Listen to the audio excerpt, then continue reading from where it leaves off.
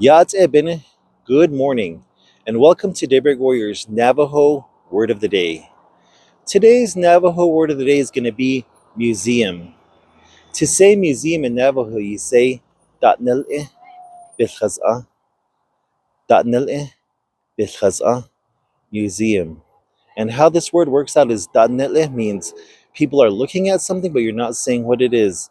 Bił Haz'á means the area with it. Daníl'í, Bił Haz'á, museum.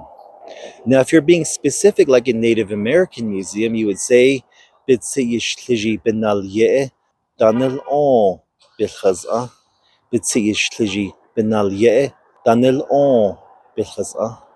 And the difference is you're using the word Daníl'í, which is a transitive verb because you're saying what they're looking at. Native American goods, Bitsi Yishtłizhii Binaalyé'é.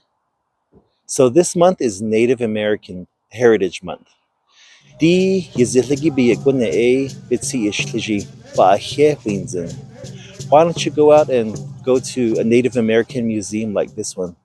Haa'ísha Bitsi Yishtłizhii Binaalyé'é Daníl'ó nahaz'ánígíí ahééh Daníl'í.